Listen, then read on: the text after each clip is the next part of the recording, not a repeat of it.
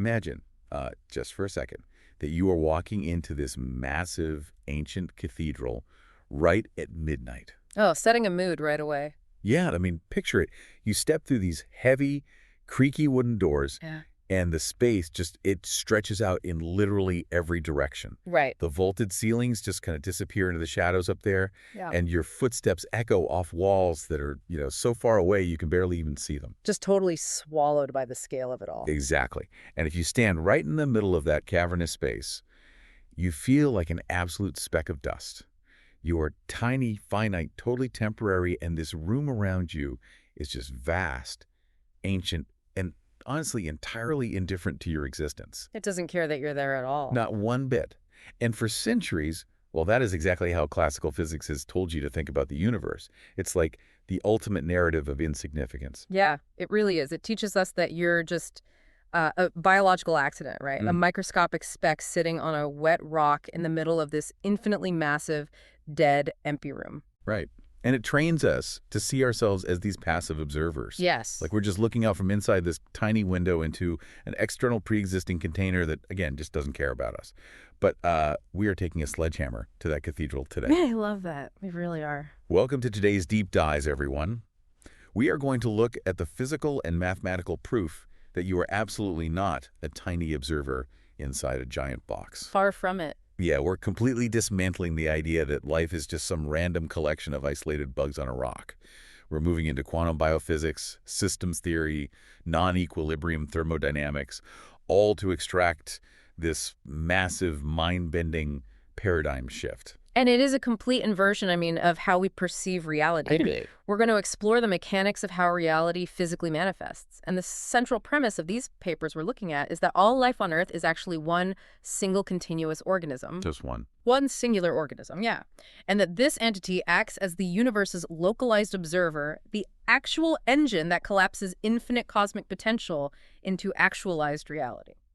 Okay, so I want to make sure we ground this right away because when you say all life on Earth is one organism that collapses reality, my brain immediately just goes straight to New Age mysticism. Sure, yeah, it sounds very woo-woo. Right. It sounds like a poetic metaphor you'd hear, I don't know, at a meditation retreat in Sedona or something. I completely understand that reaction. But what's fascinating here is that we are absolutely not talking about philosophy or mysticism today. Not at all. No. We are grounding this entirely in hard physics. We're talking thermodynamics, information theory, real rigorous science. But to get there, we have to start by kind of tearing down a foundational illusion, which the authors call the multi-agent view of biology. Okay, the multi-agent view, meaning like how I look out the window right now and I see fragmentation. I am me. You are you. That oak tree in my front yard is its own distinct thing, and the squirrel sitting in the tree is its own separate thing. Precisely. The standard biological paradigm treats you, the tree, the squirrel, all as separate, autonomous machines, right? Right. Operating against this passive background. Right. But from a physics perspective, treating those as distinct entities is actually a fundamental error. It just ignores the structural reality of how life physically exists. To understand the physics of life, we have to introduce this concept, and it's a dense one called monocentric autopoiesis. Okay, let's unpack this because before we go any further, I need to make sure I'm wrapping my head around that term, autopoiesis. Yes. Break down what that actually means in a physical sense. So autopoiesis essentially means self-creation or self-maintenance. Okay. It is the physical process by which a system continuously regenerates its own boundary to separate itself from the chaotic environment around it. Like putting up a wall. Exactly. The classic example in biology is just a single cell. A cell takes in nutrients, it uses them to repair its lipid membrane, its wall, and it expels waste. Right. And by doing that, it maintains a physical boundary between what is inside the cell and what is outside in the environment. So it is structurally closed, but thermodynamically open. Got it. It has a wall, but it has doors. It lets food in and trash out. Yes. But here is where standard biology makes its big mistake, according to our sources. Standard biology draws that operational boundary around a single cell, or, a single human, and calls it an independent system. Right, because I have skin. I end right here. Exactly. But the theoretical framework we are diving into today argues that you mathematically cannot do that. The true mathematically rigorous boundary of life must be drawn around the entire terrestrial biosphere. The whole planet. The whole thing. The sources model all terrestrial life as a single, structurally continuous macroorganism. Okay, structurally continuous, you mean like literally physically connected? Mm. Because I am definitely not physically connected to the oak tree outside. I mean, there is empty air between us. Well, you are connected through biological history and material continuity. Let's trace this back, okay? Think about a single cell in your body right now. Okay. How was that specific cell created? Well, it divided from another cell. Mitosis. Exactly, There. mitosis. But let's look at the actual physical mechanics of mitosis. The cell doesn't just snap a brand new membrane into existence out of thin air. Right, it doesn't build a new wall from scratch. No. The original parent cell grows, it stretches, and then it pinches off in the middle. The lipid bilayer, which is the actual physical wall of the cell, never breaks its continuity. It just folds in on itself. It simply folds and seals. The physical boundary is entirely conserved. Okay, yeah, I'd follow that. The wall just kind of stretches into two balloons tied together, and then they separate. Right. Now, trace that specific lipid bilayer backward through time. That membrane came from a continuous pinching process from a cell when you were just an embryo. Okay. And that embryonic cell came from the continuous fusion of your parent cells. Right, the egg and the sperm. Exactly. Yeah. And their cells trace back to their parents. If you follow that physical topological boundary backward through evolutionary history, it never breaks. Not even once. Not once. It traces all the way back to LECA, the last universal common ancestor, which was floating in the primordial oceans about 3.8 billion years ago. Wait. So you were saying that in the entire 3.8 billion year history of the Earth, a living boundary has never actually been generated from nothing? Never once. Life does not start and stop. Every single cell on Earth today, like Right. in the billions in your body, the cells in that oak tree, the bacteria in deep ocean thermal vents, Yeah. every single one is an unbroken physical extension of that original primordial membrane. The physical boundary of life has never been breached or restarted. That is, I mean, wow. It just stretches, right? It folded, diversified, and multiplied to cover the planet. Therefore, life is not a collection of separate things at all. It is literally a single continuous chemical wave spanning 3.8 billion years of spacetime. That is just staggering to visualize. I mean, okay, think of a giant ancient aspen grove. Well, that's a good analogy, yeah. Right, if you walk through an aspen grove up in the mountains above ground, it looks like thousands of individual separate trees. You could literally chop one down and think you killed a discrete organism. What you didn't. No, Yeah. because underground, it's one single interconnected root system. It's literally one single organism covering acres and acres of land. So you're saying the entire biosphere, every bird, every fungus, every human, is that one root system. That's exactly. We are just the above-ground shoots of a single 3.8 billion-year-old entity. That is a perfect structural mapping. And from a macroecology perspective, which builds on James Lovelock's Gaia framework, that singular root system regulates its own planetary environment to keep itself alive. Right, it's maintaining its own house. Yes. It regulates atmospheric oxygen, it balances ocean salinity, it manages surface temperature. The Earth isn't just a dead rock with a bunch of independent animals competing on it. So it's not a gladiator arena. Not at all. The biosphere is a unified, self-regulating, metabolic architecture. Okay, but I have to push back hard on this, though. Yeah. Because I understand the unbroken physical membrane concept, sure, but I feel like an individual. I have conscious intent, I make choices, I build things. Right. A human can build a rocket ship. The oak tree just kind of sits there, and a white blood cell just blindly chases bacteria. If we're all just one giant 3.8 billion-year-old blob, how does systems theory account for my individual agency? Are you saying... Yeah, are you saying my conscious intent is just a complete illusion? No, I am not saying your agency is an illusion at all, but I am saying we fundamentally misunderstand its structural purpose. How so? Systems theory accounts for this by recognizing scale and nested hierarchies. So let's go back to that white blood cell in your body. It has its own boundary, it moves autonomously, it literally hunts down pathogens, makes localized chemical decisions, and consumes energy. It's basically a little hunter. Right. From its highly localized perspective, it is a discrete agent with its own agenda. Sure, It's doing its own thing inside my veins. But from the perspective of the macro system, which is euacceptive, that white blood cell is simply a transient subcellular component. Oh, yeah. Its local agency is just a structural feature of your larger metabolic processing.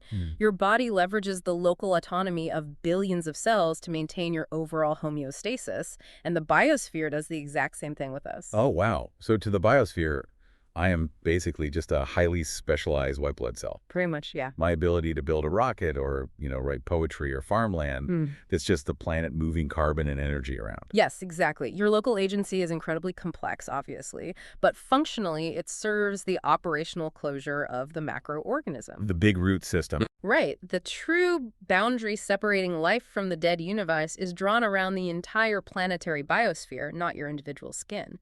Your skin is just an internal partition within the macroorganism. It's just a wall inside the house, not the exterior wall. Exactly. It's no different than the porous membrane of a little organelle inside a single cell. Which, that completely upends how we normally think about evolution. Because we are taught in school that evolution is millions of separate species locked in this brutal Darwinian competition. Survival of the fittest. Right. It's a war for survival. Yeah. But under this paradigm, it's not a competition between distinct entities at all. Not at all. It is a single entity internally optimizing its own energetic pathways over eons. Wait, so when a lion eats a gazelle... When a predator eats prey, we view it as one system destroying another. But thermodynamically, the macro system is simply moving carbon, proteins, and kinetic energy from one internal compartment to another. Like moving money from checking to savings? Precisely. It is the systemic self-organization of a single continuous field. Okay, so if we discard this fragmented view, and we accept that we are this singular planetary-scale biological entity, my immediate thought is, well, what exactly are we doing here? What's the point? Yeah, what is the environment we are living in? Because classical physics tells us the universe is just an infinitely massive dead room. And if the universe is infinite, doesn't that mean we aren't even special? How do you mean? Well, everything we do is just going to repeat itself somewhere else out there, right? Yeah. Infinite space means infinite chances for this exact podcast deep dive to happen again. And that assumption right there is exactly what the sources call the ergodic fallacy. The ergodic fallacy. Yes, it is one of the most pervasive conceptual traps in classical physics, and we have to completely discard it to understand the universe's true relationship to life. Okay, let's break that down mechanistically, because I know people have heard the sci-fi trope that in an infinite universe, everything happens infinite times. Right, it's a very common idea. But to understand why it's a fallacy, we need to understand what an ergodic system actually is in statistical mechanics. Okay, lay it on me. Imagine a perfectly sealed, impenetrable box, Wow. okay? And it's filled with gas particles. Got it. Those particles are constantly bouncing off each other and the walls in this chaotic, random way. Right, just a storm of atoms pinging around. Now, if you wait long enough, those particles will eventually explore every single possible geometric arrangement inside that box. Because they just keep bumping into each other forever. Exactly. And because the number of possible arrangements, while massive, is finite within a closed box, eventually, by sheer mathematical inevitability, the particles will cycle back and return to the exact starting positions they were in when you first looked at them. So they basically reset. Right. Given infinite time, an ergodic system repeats its states. Which naturally leads to the idea of Poincare recurrence. Yes. If the universe is infinitely large and lasts for an infinite amount of time, then the atoms that make up our planet, and you, and me, must eventually stumble back into this exact configuration. That's the classical theory. Meaning, billions of light years away, there is an exact duplicate Earth, and an exact duplicate of us having this exact conversation. It really makes you feel entirely insignificant. It does, but the physics papers we are examining today prove that this classical assumption is fundamentally flawed. Really? Yes. The cosmos is actually non-ergodic. It never repeats. Never. Like literally never. Why not? If space goes on forever, shouldn't every combination happen eventually? No, because you have to look at how the phase space expands. Phase space? Yeah, phase space is the theoretical realm of all possible physical configurations of matter and energy. As the universe evolves, as chemical bonds form, as stars ignite, and especially as biology emerges, the system generates completely new states. Okay, so it's not just the same old atoms shuffling around. Exactly. The creation of these new states expands what theoretical biologist Stuart Kauffman calls The adjacent possible. The adjacent possible, meaning like every time an event happens, it unlocks completely new doors that didn't even exist a millisecond ago. Exactly. Think about a deck of cards. Okay. The number of ways to shuffle a standard 52 card deck is staggeringly large, right? But it is finite. Right, there's a hard limit. But what if every time you shuffle the deck, new, unique cards magically manifested inside it? Oh, wow. So you shuffle, and now there's 53 cards. Yes, and the 53rd card is a completely new suit. The number of combinations would grow far faster than your ability to shuffle through them. So you could never, ever repeat a hand. Precisely. In the universe, the realm of the possible is growing exponentially faster than the clock is ticking. The physical universe can literally never catch up to its own potential. So because the combinatorial possibilities of matter and biology grow so aggressively, it never cycles back on itself. It is constantly diverging into absolute, unprecedented novelty. Yes. Infinity in a non-ergodic framework does not mean infinite repetition. It means continuous, unstoppable divergence. Okay, this completely changes the relationship between the vastness of space and us. I mean, there's this incredible metaphor in the reading, the flat sun. I really like this one.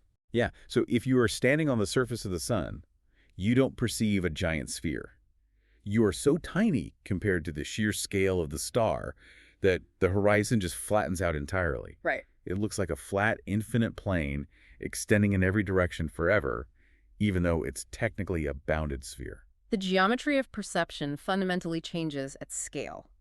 A globally bounded object appears locally infinite to a highly localized subcomponent like us. And the sources apply this to artificial intelligence, which I thought was just a brilliant way to explain it. It really grounds the math. Yeah, because when computer scientists build a neural network to generate something truly new, like, say, a new protein sequence or a brand new piece of art, Yeah. it needs an overwhelmingly massive parameter space. Massive. We are talking billions or trillions of parameters. Right. It needs an effectively infinite background space to flatten its local horizon, giving the AI the mathematical room to navigate, make errors, and find a novel solution without just getting stuck in a loop of its own past data. Yes. And the papers argue the physical universe works the exact same way for biology.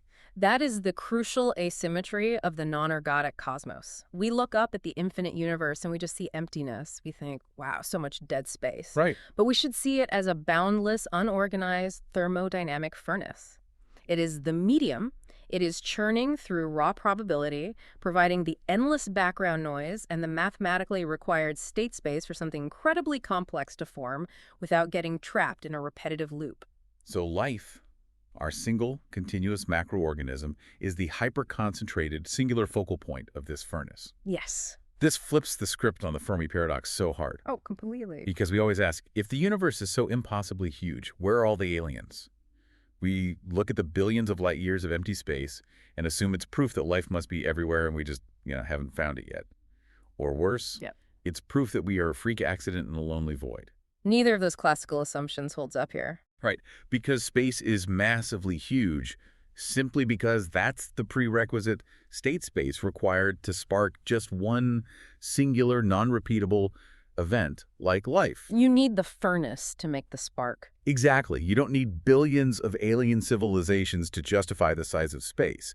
The infinite furnace is required just to produce one singular spark of true novelty. And the sources take that even further into quantum mechanics. Oh boy. They explore what would happen if the classical assumption was true. Like, what if there were multiple disconnected conscious loci across the universe? What if there were multiple alien civilizations operating entirely independently? And they argue it would literally break the system. They call it cosmic dissociation. Yes, because in a quantum mechanically entangled, non-local cosmos, everything is mathematically linked before it is observed. Right. So if you have multiple observer nodes making definitive measurements completely isolated from one another, they would generate destructive interference in the global quantum field. Okay, think of it like two different pilots trying to steer the exact same plane at the exact same time without knowing the other guy even exists. That's a great way to put it. They would just rip the controls apart. Exactly. Their measurement operations would be mutually orthogonal. They would fail to decohere into a single, stable, objective physical state. So reality would just shatter. It wouldn't stabilize. The mathematical modeling suggests that for the universe to maintain systemic coherence, for reality to be stable at all, it demands a single, integrated macro complex to collapse the wave function of the universe without contradiction. Wow. So life on Earth might literally be the singular crown jewel of the cosmos. The universe isn't some massive empty hotel waiting for guests to randomly spawn in every room. No, it's not. It's a massive, infinite computational furnace explicitly designed to output one singular, highly refined lens, the terrestrial biosphere.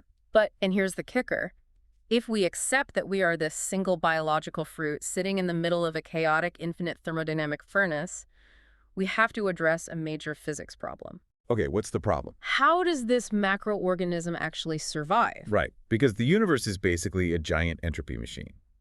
The second law of thermodynamics tells us everything breaks down eventually. Always. It wants to turn everything into uniform, cold dust.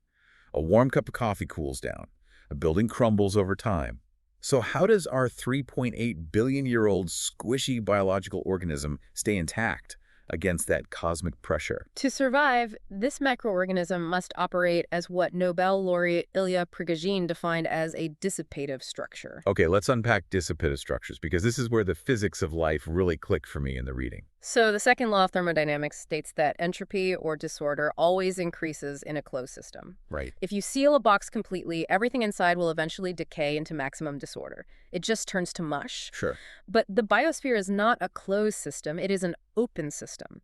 It maintains its internal order by constantly exporting entropy, which usually takes the form of heat out into the external environment. So it's basically an engine. It pumps disorder out to keep the inside tidy. Exactly. Yeah. It pulls in highly ordered, high-energy photons from the sun. The biosphere uses that dense energy to build complex chemical structures, right? Trees, oceans, animals, Yeah. atmospheric currents. Exactly. And in doing all that work, it radiates low-energy, chaotic infrared heat back out into the deep freeze of outer space. It literally survives by dissipating entropy into the cosmic furnace. Okay, I follow the chemical and thermal gears of that engine. Sun comes in, heat goes out. You're right. But the papers don't stop at physical heat. They bridge this thermodynamic heat engine with information processing. Yes, using Carl Friston's free energy principle. And this is where my brain just starts to twist into knots. How does pumping heat out into space relate to processing information? It relates to the concept of the Markov blanket. Okay. Friston's free energy principle provides the mathematical mechanics for how a living system maintains that operational boundary we discussed earlier. It states that the biosphere acts as a singular planetary-scale Markov blanket. Okay, before we go any further, I need to make sure I'm wrapping my head around this Markov blanket idea. Because it sounds like the absolute linchpin to this entire theory. It really is. What is it mechanistically? Mechanically, a Markov blanket is a statistical boundary that separates a system from its environment. Right. Imagine drawing a circle on a piece of paper. The line of the circle itself is the Markov blanket. It consists of two very specific types of states. Sensory states, which receive inputs from the outside, and active states, which are the outputs or actions the system takes. So sensors and actuators. Exactly. Now, the inside of the circle contains the internal states of the system. The outside of the circle represents external reality, the unknown, raw, hidden causes of the universe. Let me try a mechanistic analogy here. Think of the biosphere like a pilot flying a massive commercial airliner purely by looking at the instrument panel in the middle of a pitch-black, chaotic storm. Oh, that's very good. The pilot, representing the internal states of life, never actually touches the storm outside. The pilot never sees the raw external reality. They just read the glowing dials on the dashboard, which are the sensory states. Right. And they pull levers and push pedals, which are the active states. That is exactly right. The internal states are conditionally independent from the external states, given the blanket. The pilot is statistically insulated from the raw, chaotic wind of the storm. And the biosphere's sole imperative, mathematically speaking, is to minimize what Friston calls variational free energy. Which in neurobiology translates to surprise or prediction error. Right? Yes. The pilot just wants to keep the dials in the green. If a dial flashes red, that's a surprise. The pilot immediately takes action, pulls the lever to make it green again. Precisely. The biosphere maintains planetary homeostasis over geological timescales by constantly predicting its sensory inputs and acting to minimize any deviation from those predictions. The entire system is constantly asking, what should my temperature be? What should my atmospheric pressure be? Let's apply this to a real massive event, like the asteroid impact that wiped out the dinosaurs 66 million years ago. Yeah. That is the ultimate surprise to the system, right? Oh, absolutely. It is a massive spike in variational free energy, the raw, hidden causes of the external universe through a massive physical perturbation at the sensory states of the Earth's Markov blanket. The dials went crazy. The sky filled with dust blocking the sun, the global temperature plummeted. The dials on the biosphere's dashboard suddenly flashed violently red. The prediction error was catastrophic. So how did the macroorganism respond? It couldn't just sit there and die. It utilized its active states. To minimize that surprise and avoid thermal death, the 3.8 billion-year-old macroorganism actively updated itself. Okay. It realized it couldn't sustain massive, cold-blooded dinosaurs in a freezing, dark environment that would cost way too much metabolic energy. Right. So it shifted its internal compartments. It triggered a mass extinction of those high-energy components and caused an explosive evolutionary radiation of small, warm-blooded, insulated mammals that could actually survive in the new thermal reality. So the entire restructuring of life on Earth mammals replacing dinosaurs was just the planetary Markov blanket adjusting its active states to push the system back into a survivable, low-free energy equilibrium. Exactly. It's a planetary-scale computation. It's not just individual animals dying. It is the system recalibrating its own software. Man. But here's the part that I still struggle with. You keep calling it computation and information processing, but we are talking about asteroids and mammals. Where is the actual physical link between processing data and the biological reality? The physical link is defined by Landauer's principle. Rolf Landauer. Yes. Explain what he proved without relying on the math equations, because the concept itself is just wild. Landauer was a physicist who proved that information is not just an abstract concept, it is physical. He demonstrated that erasing or processing a single bit of information, like flipping a 1 to a 0 on your computer's hard drive, is not just a mathematical trick. It has a strict thermodynamic cost. So it actually burns energy. Yes. You literally cannot process data without generating a microscopic amount of physical heat. Wait, slow down. I understand that my laptop gets hot when it's processing a lot of video, right? The fan kicks on. Right. But you're saying that the act of observation itself, the act of a biological system knowing something, of drawing a distinction, costs physical work. Yes. Observation is an active thermodynamic operation. When the biosphere processes sensory data coming across its Markov blanket, when it distinguishes a temperature drop, or when a single cell detects a chemical gradient, that act of drawing a distinction costs physical energy and dissipates heat into the universe. Wow. Perception is a physical event that alters the thermodynamic balance of the cosmos. That completely shatters the idea of a passive observer. It's not like I'm just sitting in a dark theater passively watching a movie play on a screen. The act of me just looking at the screen is physically burning fuel and heating up the theater. It is burning fuel to maintain the boundary between you and the chaos outside. This perfectly tees up Donald Hoffman's desktop GUI theory that was mentioned in the sources. Oh, yes. Hoffman's work maps perfectly onto this. Hoffman is a cognitive scientist who argues that space and time, the 3D world we see around us, are not objective reality. They are literally a graphical user interface, like the desktop on your computer screen. It's a very potent analogy for how the Markov blanket functions physically. Right, because if you look at a blue folder icon on your computer screen, you don't think there is a literal physical blue plastic folder inside the silicon microchips. Obviously not. The icon is a functional simplification. It hides the mind-numbing complexity of the raw binary code and the fluctuating electrical voltages. If you had to manually toggle billions of voltages just to write an email, you'd never be able to do it. You'd be overwhelmed. And Friston's Markov blanket provides the rigorous mathematical architecture for Hoffman's theory. How so? Well, the raw quantum mechanics of the external universe are the hidden causes the chaotic storm outside the airplane, right? Right. If the internal states of the biosphere tried to process the raw infinite dimensional quantum field, the system would face a massive computational explosion.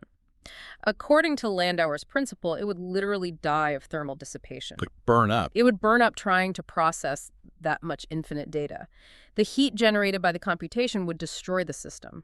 So space, time, 3D geometry, physical distance. Yeah. You're saying these are just the low-energy desktop icons generated by the biosphere's Markov blanket to keep us from being overwhelmed. It's just a data compression format. That is exactly what it is. It is the ultimate evolutionary data compression and error correction filter. Space-time is the generative model the biosphere uses to translate its internal action commands into predictable sensory outcomes with near-zero mathematical error. Mind-blowing. Physical space isn't an empty box where life happens. Physical space is the operational interface constructed by the Markov blanket that allows life to exist without being dissolved by raw quantum randomness. Okay, so if our entire biosphere is a thermodynamic engine processing information to survive, and it's using space and time as a desktop interface to hide the raw code, what exactly is the raw code?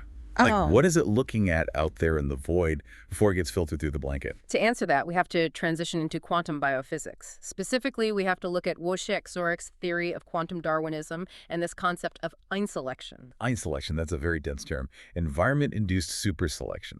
Let's break down exactly what the universe looks like before the biosphere observes it. Okay, so before a measurement or observation interaction occurs, the physical universe does not consist of solid particles sitting in a vacuum. It doesn't. No. A rock is not a solid rock when no one is interacting with it. It exists as a diffuse field of quantum superpositions. I need to understand that mechanically. What exactly is a superposition in this context? It is an unactualized probability vector. Okay. It means a particle isn't in one specific location. It exists as a smear of probabilities across multiple locations simultaneously. Physical parameters like position, distance, and time do not possess actualized concrete reality prior to measurement. They just don't exist yet. Right. The Kochen-Specker theorem and Bell's theorem have proven mathematically that physical properties do not exist as preformed, definite values waiting to be uncovered by us. They are literally created during the measurement interaction. So before the biosphere looks at the universe is just a swirling cloud of math. Basically. A matrix of what-ifs. It is purely unformed potential. Yes. And in Zurich's theory of quantum Darwinism, the environment is what interacts with these delicate, fuzzy superpositions and forces them to decohere into stable, objective, classical reality. Okay. This physical process of forcing quantum fuzziness into a concrete state is called inselection. The quantum states are forced to collapse into preferred robust states called pointer states that can actually survive being observed. But standard physics usually says a stray photon or, a random atom bumping into another atom acts as the environment to cause that collapse. The sources we are reading today make a massive leap here. They do. They are arguing that the biosphere itself is the primary cosmic inselection engine, that this 3.8 billion-year-old macroorganism is the localized observer collapsing the diffuse universe into reality. How can they possibly justify claiming Earth is doing all the heavy lifting? To justify that claim, the authors utilized Giulio Tononi's integrated information theory, or IIT. Let's ground IoT because I think it's a brilliant way to measure consciousness mathematically. It is. IIT provides a metric denoted by the Greek letter phi, which quantifies how much information a system integrates as a single unified whole versus just a collection of independent parts. Okay. So if a system can be split in half without losing much information, its phi is very low. Like a pile of sand. Exactly. A pile of sand has almost zero phi. But if the system is so densely interconnected that the whole is vastly greater than the sum of its parts, its phi is extremely high. The classic example is the human brain. Yes. Your brain has incredibly high phi because billions of neurons are cross-talking constantly. Yeah. If you slice it in half, it ceases to function as a unified mind. You lose the integration. Exactly. According to IIT, a system possesses localized agency or consciousness if its macro-level phi is significantly greater than the sum of its micro-components. Okay. Now, apply that to the Earth. Because Earth biogeochemical cycles, its ecological feedback loops, and evolutionary trajectories are so densely interconnected over 3.8 billion years, the entire biosphere functions as a massive, unified network. It hits a global phi maximum at the planetary scale. Because it hits that phi maximum, it acts as a single monocentric transducer. It is literally one single eye. Precisely. The biosphere acts as the singular inselection operator in its physical sector. Because it is the most highly integrated information processing system available, it acts as the localized boundary condition that transforms the diffuse quantum potential of the universe into an actualized physical coordinate. Let me try to visualize this with a mechanistic analogy. Go for it. Think of the unobserved quantum universe as an unfocused, incredibly bright, blurry projector beam in a movie theater. Okay, I picture it. Inside that beam of light is every single possible movie ever made, all playing at once, completely Love overlapping. this white noise. Right, it's totally unwatchable. Now, the biosphere, this 3.8 billion-year-old, dense, highly integrated network we just talked about, is a single, highly polished glass lens placed right in the path of that chaotic projector beam. The lens intercepts all that raw probability. The thermodynamic heat of the biosphere filters it, and it focuses that beam into one sharp, concrete, high-definition picture on the movie screen. No. It collapses the infinite what-ifs into a single what-is. That is an excellent visualization of what the macro Markov blanket is doing physically. It filters the high-dimensional bulk of quantum probability into a low-dimensional boundary projection that we call reality. Wow. But if we connect this back to the non-ergodic nature of the universe we discussed earlier, the fact that the universe never repeats itself, we have to realize the profound consequence of the biosphere drawing these distinctions. Right, the infinite furnace that is constantly expanding its phase space. Therefore, every single time the biosphere acts, perceives, or evolves, every time a bird takes flight, every time a plant turns toward the sun, every time you make a simple decision, the macroorganism is forcing a localized wave function collapse. Because it's interacting with the field. Yes.